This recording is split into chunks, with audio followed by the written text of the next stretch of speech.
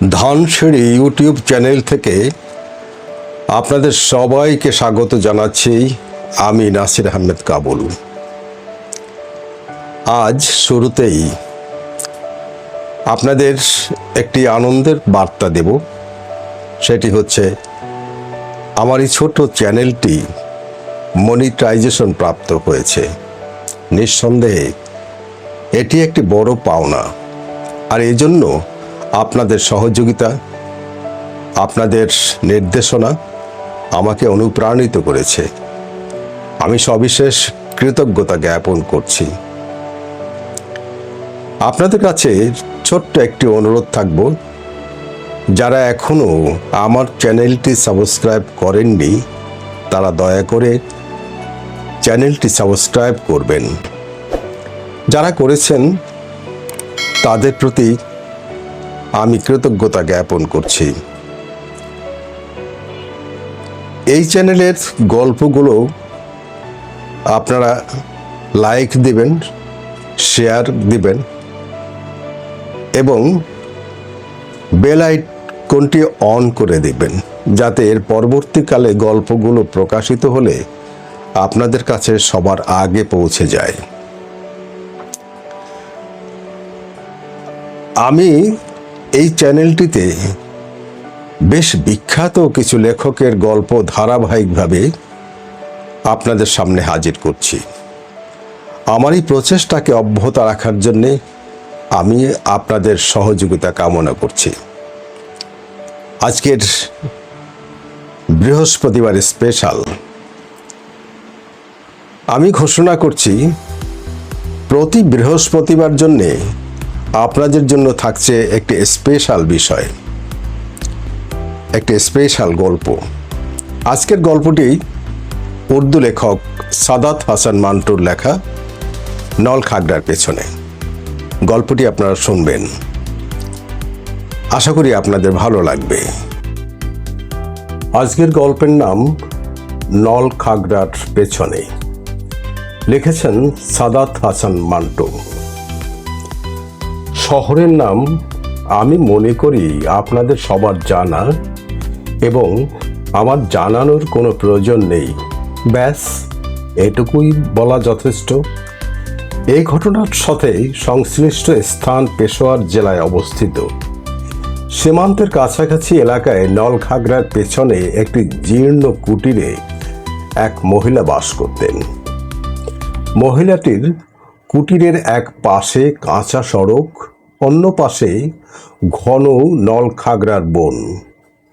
সড়কের উপর দিয়ে যাতায়াতকারী পথচারীরা নলখাগড়া বনের কারণে কুটিরটি দেখতে পায় না। নলখাগড়া সবই শুকিয়ে গেছে, কিন্তু মাটির সাথে এমনভাবে গেঁথে আছে দেখে মনে হয় দুর্ভেদ্য দেয়াল। এসব নলখাগড়া আগে থেকে বিদ্যমান ছিল নাকি সেই মহিলা সৃষ্টি করেছেন সেটা জানিনি। কুটির বলুন, মাটির ঘর বলুন, মোটে 3টি ছোট ছোট কামরা, তবে খুবই পরিষ্কার পরিচ্ছন্ন। পেছনের কামরার একটা উঁচু স্থানে সারা রাত বাতি জ্বালিয়ে রাখা হয়। এবার আমি আপনাদেরকে সেই মহিলার কথা বলবো, যে কিনা নিজের মেয়েকে নিয়ে নলখাগড়ার পেছনে বাস করে। অনেক কথা শোনা যায় মহিলা সম্পর্কে। কেউ বলে মেয়েটি তার সন্তান নয়, এক অপরিচিতা অনাথ বালিকাকে সে শৈশব থেকে প্রতিপালন করছে। কেউ বলে সে তার অবৈধ সন্তান, আবার কেউ বলে এসব কিছুই নয়, সেই আসলে তার বৈধ সন্তান। যা কিছুই সত্য হোক, সে সম্পর্কে নিশ্চয়তার সাথে কিছু বলা সম্ভব নয়। আপনাদের সেই মহিলার নাম বলতে ভুলে গেছি। আসল কথা হলো, তার নাম তেমন একটা গুরুত্বপূর্ণ বিষয় নয়। আপনারাই তার একটা নাম ঠিক করে দিন। ধরুন সকিনা, মাকনুবা, গুলশান বা অন্য কিছু। নামে কি আর এসে যায়, কিন্তু আপনাদের সুবিধার জন্যে সেই মহিলার নাম রাখা হলো সর্দার। এই সর্দার একজন যৌগ মহিলা। এক সময় নিঃসন্দেহে সুন্দর ছিল। তার ভাঁজ করা লালচে গোলার প্রতি তাকালেই সেটি বোঝা যায়। তবে পৌরা হলেও বয়সের চেয়ে তাকে বেশ কয়েক বছর ছোট বলে মনে হয়। সে যাজ্ঞে তার কণ্ঠ বা অঙ্গ যাই কিছু হোক না কেন, যৌবনের অত্যন্ত চমৎকার উপমা ছিল। তার মেয়েটির চেহারা বা ভাবভঙ্গি দেখে কিছুতেই তাকে বাজে মেয়ে বলে মনে করা যাবে না। কিন্তু আসলে তার মা তাকে দিয়ে অসৎ কাজ করায় এবং প্রচুর অর্থ উপার্জন করে। আর এটাও ঠিক যে সেই মেয়ের এই পেশার প্রতি কোনো ঘৃণাবোধ ছিল না। মেয়েটির নাম আপনাদের সুবিধার্থে নওয়াব রেখে দিলাম। আসলে জনপদ থেকে দূরে এমন স্থানে সে প্রতিপালিত হয়েছিল যে সুস্থ স্বাভাবিক দাম্পত্য জীবন সম্পর্কে তার ধারণাই ছিল না। সর্দার তার সাথে যখন প্রথম পুরুষের পরিচয় করে দিয়েছিল, তখন নওয়াব ভেবেছিল মেয়েদের যৌবন সূচনা এভাবেই হয়ে থাকে। ফলে নওয়াব পতিতা জীবনের সাথে নিজেকে মানিয়ে নেয় এবং দূর দূরান্ত থেকে আসা পুরুষদের সঙ্গে অসংকোচে পুরনো আমলের সেই পালঙ্কে শুয়ে পড়ত। নওয়াব ভেবেছিল এটাই তার জীবনের চরম প্রাপ্তি। নওয়াব সব দিক থেকে একটা বাজে মেয়ে। আমাদের সমাজের মেয়েরা দেহ প্রসারিণী মেয়েদের সম্পর্কে এরূপ ধারণাই পোষণ করে। কিন্তু বলতে কি, এ সম্পর্কে নওয়াবের কোনো অনুভূতিই ছিল না। সে মুহূর্তের জন্যও ভাবেনি যে সে পাপ পঙ্কিল জীবনযাপন করছে। আর ভাববেই বা কী করে? এ ধরনের ভাবনার কোনো সুযোগ সে পায়নি। তার দেহে অদ্ভুত সরলতা ছিল। তার কাছে আসা পুরুষদের কাছে সে নিজেকে পুরোপুরি সমর্পণ করত, কারণ সে মনে করত যে এটাই মেয়েদের কাজ। সে সব পুরুষদের আশা আকাঙ্ক্ষা এবং আরাম আয়েশের প্রতি বিশেষভাবে খেয়াল রাখত। পুরুষদের সামান্যতম দুঃখ কষ্ট সে সহ্য করতে পারত না। শহরের লোকদের চাল চলন সম্পর্কে নওয়াবের কোনো ধারণা ছিল না। সে মোটেই জানত না যে তার কাছে যেসব পুরুষ আসে তারা প্রতিদিন ভোরে ব্রাশ দিয়ে দাঁত সাফ করতে অভ্যস্ত এবং চোখ মেলেই বাসি মুখে বেড টি পান করে তারপর প্রাতকৃত্য সম্পন্ন করে। কিন্তু ধীরে ধীরে নওয়াব শহরে নাগরিকদের এসব অভ্যাস সম্পর্কে সচেতন হয়ে ওঠে। সে জেনে অবাক হয় যে সব পুরুষ এক রকমের হয় না। কেউ ভোরে উঠে সিগারেট খায়, কেউ চা খায়, আবার কেউ কেউ বিছানা ছেড়ে উঠতেই চায় না, আবার কেউ রাতভর জেগে থেকে প্রত্যুষে পালিয়ে যায়। সর্দার ছিল সম্পূর্ণ নিশ্চিন্ত। সে ভালো করেই জানত যে নওয়াব যত ছোটই হোক না কেন সে তার ক্রেতাদের চাহিদা পূরণ করতে সক্ষম। এ কারণে সর্দার একটা নেশা বটিকা খেয়ে তক্তপোষে শুয়ে থাকত। তবে কখনো কখনো সর্দারের প্রয়োজন দেখা দিত। যখন কোনো ক্রেতা অত্যাধিক মদ খাওয়ার কারণে মাতলামি শুরু করে দিত, তখন সর্দার নওয়াবকে বলতো যে ওকে আচার খাইয়ে দেয়, অথবা গরম পানিতে লবণ মিশিয়ে খাইয়ে বমি করিয়ে আদর করে ঘুম পাড়িয়ে দেয়। নওয়াবের কাছে যে লোকই আসতো তার কাছ থেকে সর্দার আগে ভাগেই পারিশ্রমিক আদায় করে নিজের নির্দিষ্ট কৌটায় হেফাজত করে রাখত। এ ব্যাপারে সে খুবই সচেতন থাকত। পারিশ্রমিক আদায়ের পর ক্রেতাকে শুভ কামনা জানাতো, তারপর নেশার বটিকা সেবন করে শুয়ে থাকত। যে পারিশ্রমিক পাওয়া যেত তার মালিক ছিল সর্দার, কিন্তু উপহার উপঢৌকনের ব্যাপারে সে কিচ্ছু বলতো না। সেগুলো নওয়াবই পেত। নবাবের কাছে যেসব লোক আসতো সাধারণত তারা ছিল বিত্তশালী, এই জন্য সে দামি পোশাক পরিধান করত। নবাব খুব সুখী ছিল। মাত্র 3 কামরা বিশিষ্ট সে মাটির ঘরে নবাব বেশ স্বচ্ছন্দে দিন কাটাচ্ছিল। একজন সামরিক অফিসার তাকে গ্রামোফোন রেকর্ড উপহার দিয়েছিলেন। মাঝে মাঝে নবাব সেসব রেকর্ড বাজিয়ে শুনত এবং নিজে সে অনুযায়ী গান গাওয়ার চেষ্টা করত। তার কণ্ঠে কোনো সুর ছিল না, কিন্তু সম্ভবত সে সম্পর্কে কখনো খেয়ালই করেনি। সত্যি বলতে কি, তার কোনো ব্যাপারেই তেমন জানাশোনা ছিল না এবং সে জানতে চাইতও না।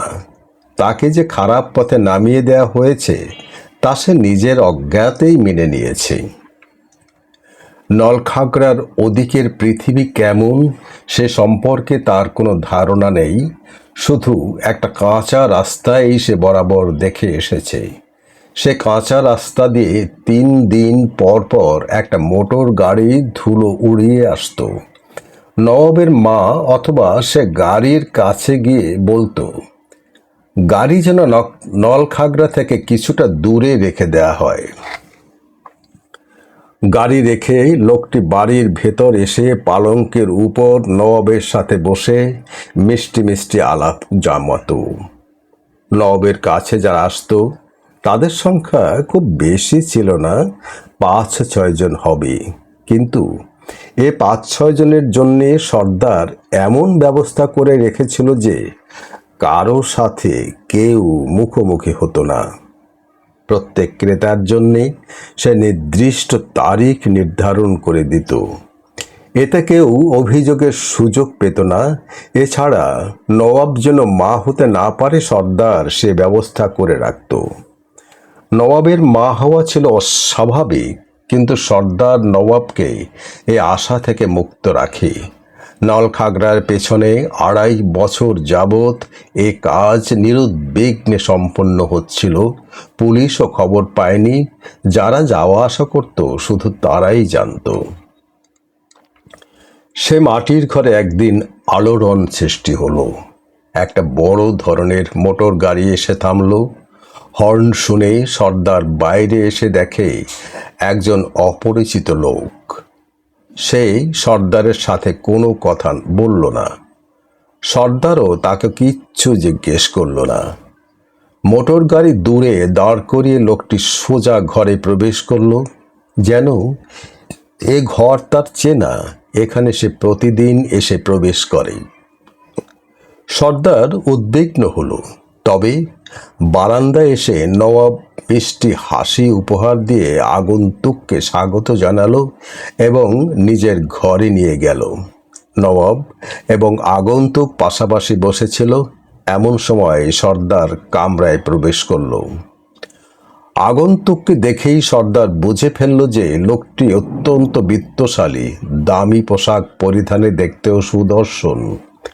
সর্দার আগন্তুককে সালাম জানিয়ে বলল, আপনাকে এদিকের পথের হদিশ কে জানিয়েছে?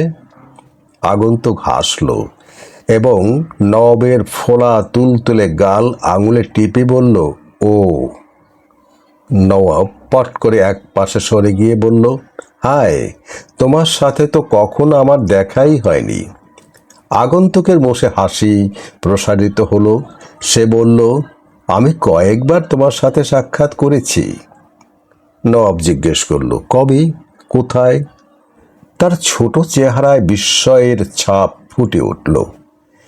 এতে তাকে আরো আকর্ষণীয় মনে হলো। অপরিচিত আগন্তুক নবাবের মাংসল হাত মুঠোয় পড়ে বলল, সেটা তুমি এখনো বুঝবে না, তোমার মাকে জিজ্ঞেস করো। নবাব তার মাকে জিজ্ঞেস করলো সে কবে এবং কোথায় এই লোকের সাথে দেখা হয়েছে। সর্দার বুঝে ফেলল যে তার কাছে যেসব লোক আসে তাদের কেউ একজন বলেছে।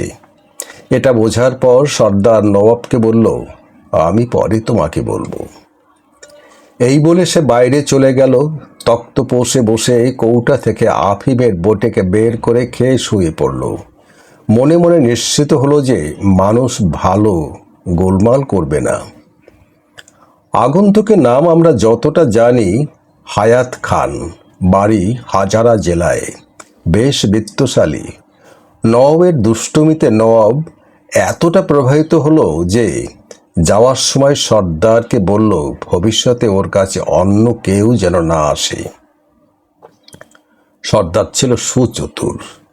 মহিলা বলল, খান সাহেব, আপনি কি এত টাকা দিতে পারবেন? হায়াত খান সর্দারকে কথা শেষ করতে না দিয়ে পকেট থেকে এক তাড়া নোট বের করে সর্দারের পায়ের কাছে ছুঁড়ে মারল, তারপর চলে গেল। নিজের আঙুলের আংটি নবাবের আঙুলে পরিয়ে নলখাগড়ার ওপারে চলে গেল সে। নবাব টাকার প্রতি চোখ তুলেও চাইল না। ঘুরিয়ে ফিরিয়ে নিজের হাতের আংটি দেখতে লাগলো, যা থেকে আলো ঠিকরে বেরোচ্ছিল। গাড়ি স্টার্ট নিয়ে ধোঁয়া উড়িয়ে চলে গেল। তারপর সে চমকে উঠে নলখাগড়ার কাছে এলো, কিন্তু রাস্তায় তখন ধুলো বালি ছাড়া আর কিচ্ছু নেই। সর্দার টাকার তোড়া উঠিয়ে গুনে দেখল, আর একখানা নোট হলে পুরো 2000 হয়ে যেত, কিন্তু সেই জন্য তার কোনো দুঃখ ছিল না।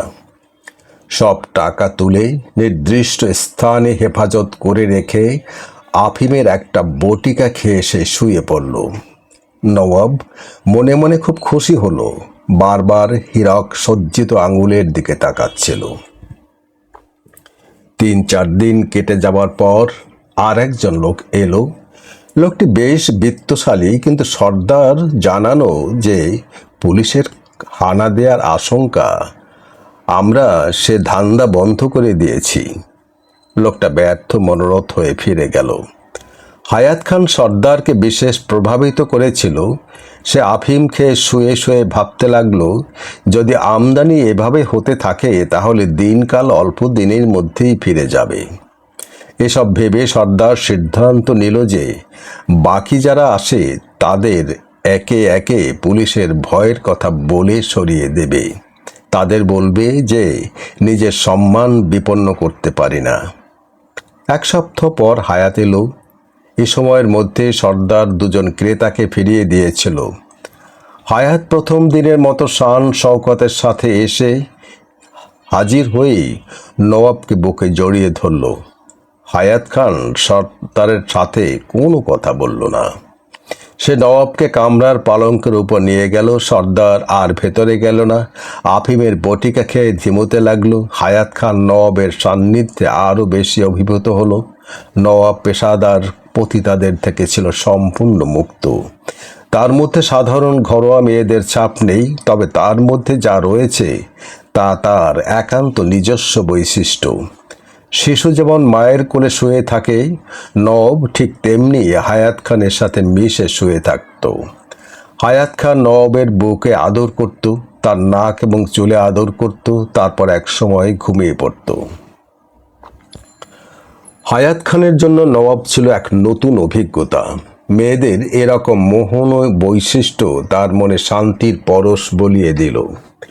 এরপর থেকে নওয়াবের কাছে খান সপ্তাহে 2 বার করে আসত। সর্দারের নোট সঞ্চয় আগের চেয়ে অনেক বেশি হওয়ায় সে মনে মনে খুব খুশি হলো। নওয়াব মাঝে মাঝে ভাবে, হায়াত খান এমন ভয়ে ভয়ে থাকে কেন? নলখাগড়ার এই পাশে রাস্তায় যদি কোনো লরি বা গাড়ির শব্দ শোনা যায়, তাহলে সে ভয় এতটুকু হয়ে যায় কেন? তার কাছ থেকে দূরে সরে যায় কেন? আর চুপি চুপি দেখে কেউ এসেছে কিনা। একদিন রাতের বেলায় দিকে রাস্তার উপর দিকে একটি লরি যাওয়ার শব্দ শোনা গেল। নওয়াব এবং হায়াত যখন ঘনিষ্ঠভাবে শুয়েছিল, হঠাৎ হায়াত কেঁপে উঠে এক পাশে সরে গেল। নওয়াবের ঘুম ছিল খুবই হালকা।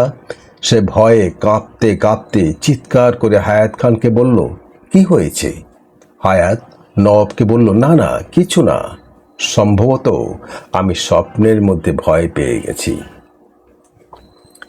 দূর থেকে তখনও গাড়ির আওয়াজ ভেসে আসছিল। নওয়াব হায়াত খানকে বলল, না খান, অন্য কিছু হয়েছে। যখনই কোনো গাড়ি বা লরি রাস্তার উপর দিয়ে যায় তখন তুমি অমন করো কেন?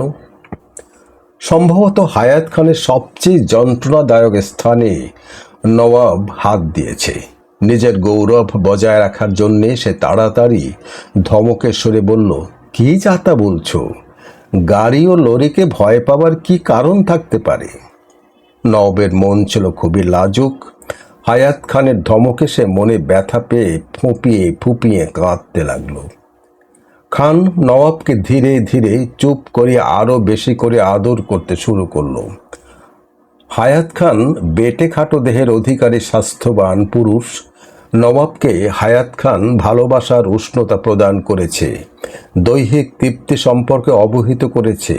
ফলে নবাব হায়াত খানকে ভালোবাসতে শুরু করেছে।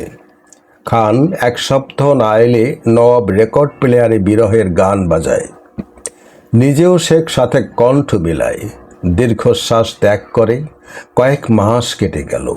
নওয়াব মানসিক দিক থেকে হায়াত খানকে পুরোপুরি আপন করে নিয়েছে। কিন্তু হায়, খান এখন কয়েক ঘন্টার জন্য আসে এবং তাড়াতাড়ি চলে যায়।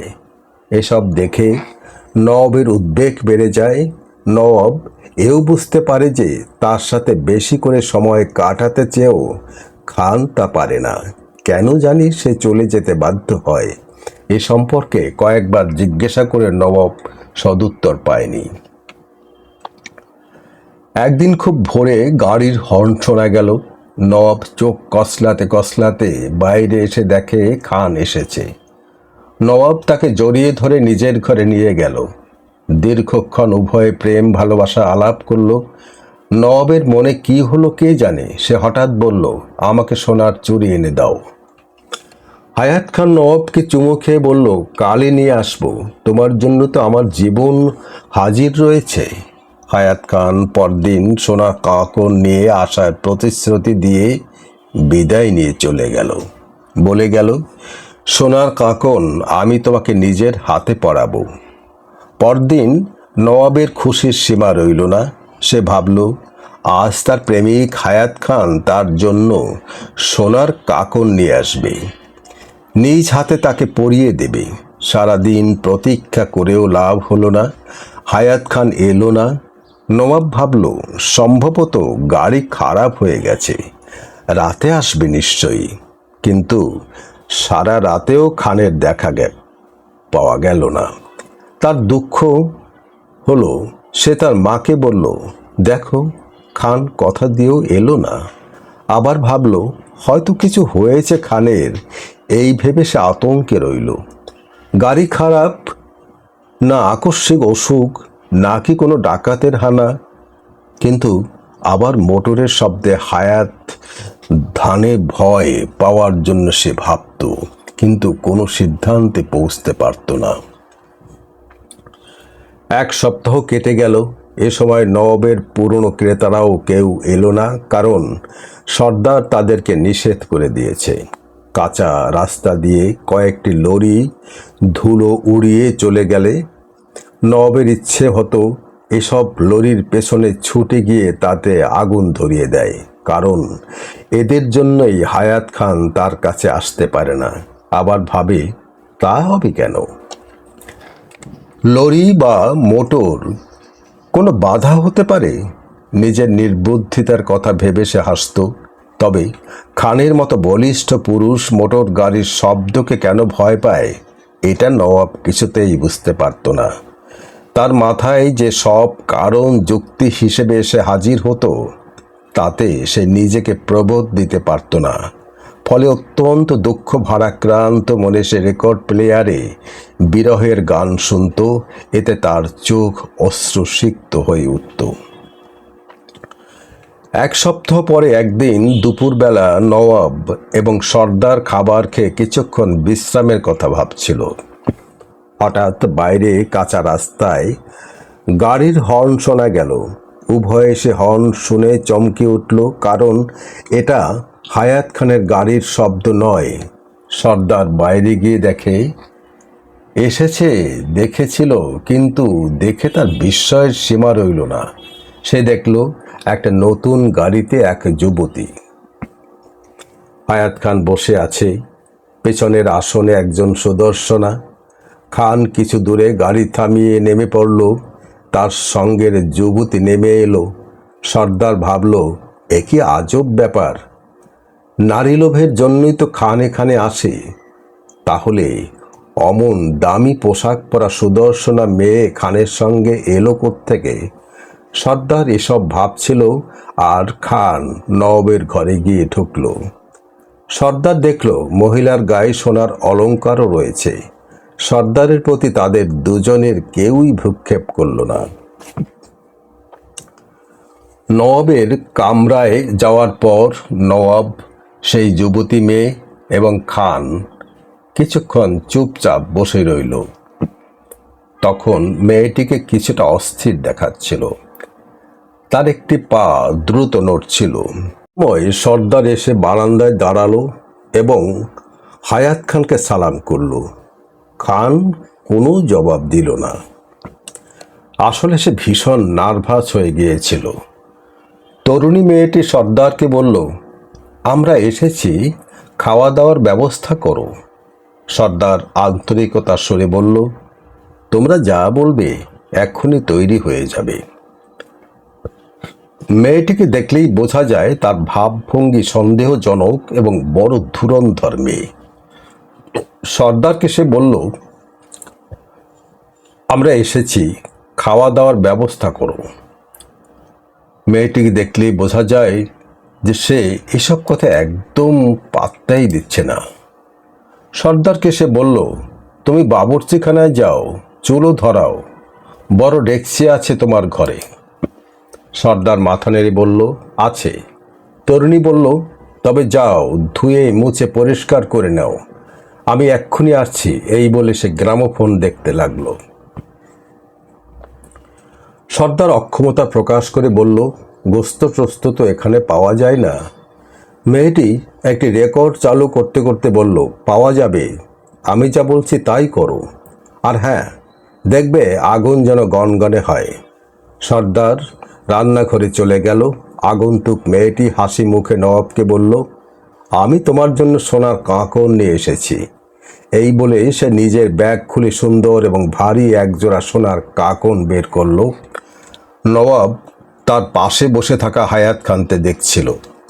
সোনার কাঁকনের কথা শুনে তরুণীর প্রতি তাকিয়ে খানকে বলল, খান, উনি কে? মেয়েটি সোনার কাঁকন দোলাতে দোলাতে বলল, আমি কে? আমি হায়াত খানের বোন। এই যে। সে হায়াত খানের প্রতি তাকালো। লক্ষ্য করল যে তার জবাব শুনে হায়াত খান গলে মোম হয়ে গেল। তারপর মেয়েটি নবাবের দিকে ফিরে বলল, আমার নাম হালাকাত। নবাব কিছু বুঝতে পারল না।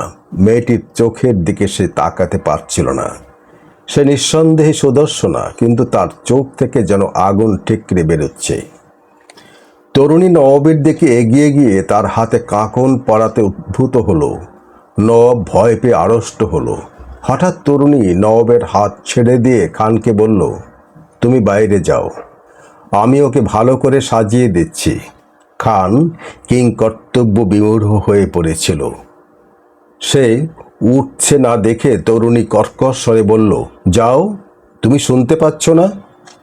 খান নবাবের প্রতি তাকালো এবং বাইরে চলে গেল। তাকেও খুব অস্থির দেখাচ্ছিল, কিন্তু সে ভেবে পেল না যে কোথায় যাবে, সে কি করবে। বড় ঘরের বাইরে একটি ছোট্ট কামরার মতো ঘরের দেয়াল চট দিয়ে ঘেরা। কাছে গিয়ে খান দেখল সর্দার চুলো ধরাচ্ছে। হায়াত খান সর্দারের সাথে কোনো কথা বলল না। নলখাগড়ার ওপাশে রাস্তায় চলে গেল। দূর থেকে কোনো লরি আসতে দেখলে খানের ইচ্ছে হয় সেটি থামিয়ে উঠে বসে এবং দূরে কোথাও চলে যায়। হায়াত খানের কণ্ঠ নালি যেন শুকিয়ে আসে। জোরে শব্দ করে লরি থামাতে পারে না। একটা লরি চলে যাওয়ার পর খান ভাবল নবাবের কামরায় যাবে, যে কামরায় নবাবের সাথে তার জীবনের মধুর স্মৃতি জড়িয়ে আছে। কিন্তু তার পা চলল না। সে হতবুদ্ধি হয়ে দাঁড়িয়ে রইল।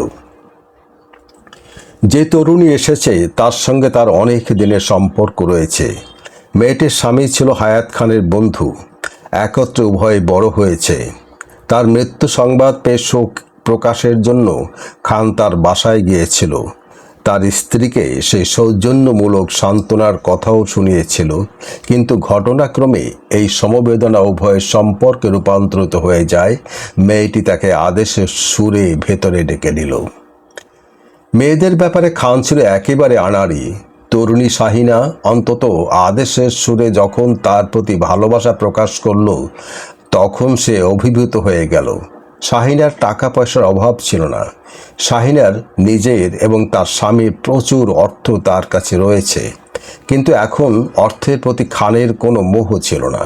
শাহিনা ছিল তার জীবনের প্রথম নারী। এটাই ছিল শাহিনার প্রতি আকর্ষণের প্রধান কারণ। নিজের আনাড়িপনার কারণেই সম্ভবত সে শাহিনার আদেশ অমান্য করতে পারেনি। খান চটের পর্দা ঘেরা ঘরে গিয়ে দেখল সর্দার কি যেন ভাবছে। নবাবের কামরার কাছে গিয়ে দেখল দরজা ভেতর থেকে বন্ধ। দরজায় সে ধীরে ধীরে করাঘাত করল। কিছুক্ষণ পর দরজা খুলে গেল। দেখল মেঝেতে শুধু রক্ত আর রক্ত। হায়াত খান কেঁপে উঠল। সে শাহিনার প্রতি তাকালো। শাহিনা দরজার সাথে পিঠ লাগিয়ে দাঁড়িয়ে আছে। শাহিনা হায়াত খানকে বলল, আমি তো আর নবাবকে সাজিয়ে দিয়েছি। খান ঢোক গিলে বলল, কোথায়? শাহিনা জবাব দিল, কিছু পালঙ্কের উপর রয়েছে, তবে তার উৎকৃষ্ট অংশগুলো রান্না করে। খান তখনও ঠিক বুঝতে পারল না। সে কিছু বলতে পারল না। দেখতে পেল বিছানায় গোস্তের ছোট ছোট টুকরো এবং এর পাশে একটা রক্তাক্ত ছুরি পড়ে আছে। শাহিনা হেসে বলল, তোমার নবাবকে চাদর তুলে দেখব না?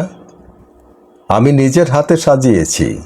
তবে তুমি আগে খেয়ে নাও, খুব খিদে পেয়েছে নিশ্চয়ই। সর্দার বড় সুস্বাদু মাংস রান্না করেছে। সে মাংসের টুকরো আমি নিজ হাতে কুটেছি। খানের সারা দেহ থরথর করে কেঁপে উঠল। চিৎকার করে বলল, শাহিনা, এ তুমি কি করেছ? শাহিনা হেসে বলল, প্রিয়তম, এটা প্রথম নয়, এটা দ্বিতীয়। আমার স্বামী ছিল তোমার মতে অকৃতজ্ঞ বিশ্বাসঘাতক। আমি তাকে নিজ হাতে খুন করেছি এবং তার মাংস রান্না করে কুকুরকে খাইয়েছি। খোদা তাকে বেহেশত নসিব করুন। তোমাকে আমি ভালোবাসি, এজন্য তোমার বদলে। কথা শেষ হওয়ার আগেই শাহিনা বিছানার চাদর এক টানে সরিয়ে ফেলল। হায়াত খানের চিৎকার তার কণ্ঠনালীতে আটকে গেল। অজ্ঞান হয়ে ঢলে পড়ল সে। জ্ঞান ফিরে এলে খান দেখল শাহিনা গাড়ি চালাচ্ছে। গাড়ি নলখাগড়ার রাস্তা অনেক দূর থেকে এগিয়ে গেছে। ভালো থাকুন সবাই। আবারও অনুরোধ করছি, সাবস্ক্রাইব করুন, বেল বাটন অন করে দিন, শেয়ার করুন। এই চ্যানেলটিকে আপনারা সহায়তা করুন। ভালো থাকুন সবাই।